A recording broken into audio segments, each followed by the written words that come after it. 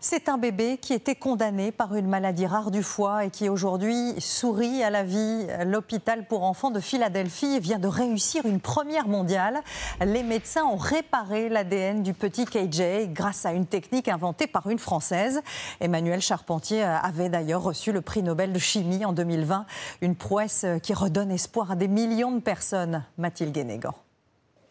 De grands yeux bleus, un sourire. KJ est un survivant. Il est né avec une maladie du foie extrêmement rare, incurable.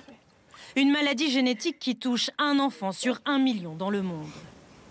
Ses chances de survie étaient infimes.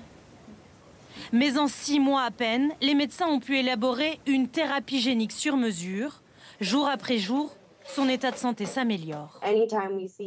Quand nous voyons même le plus petit progrès qu'il accomplit, comme un petit coucou de la main, c'est un grand moment pour nous. Ce traitement adapté à son cas est une première mondiale.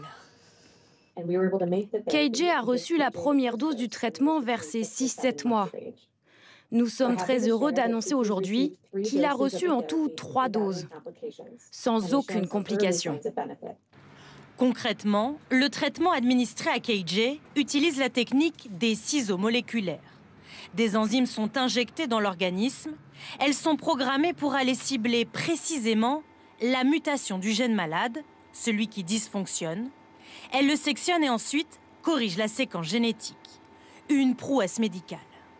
On la doit à 2 prix Nobel de chimie, l'américaine Jennifer Doudna ici à droite et la française Emmanuelle Charpentier.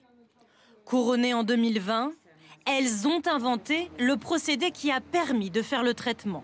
Ce qui donne de l'espoir aux scientifiques du monde entier.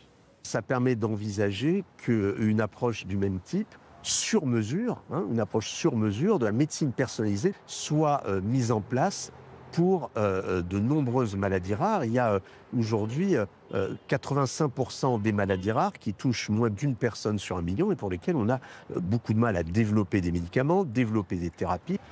Ces thérapies géniques coûtent très cher et comportent des risques. KJ sera suivi par les médecins tout au long de sa vie, mais il va enfin pouvoir rentrer chez lui.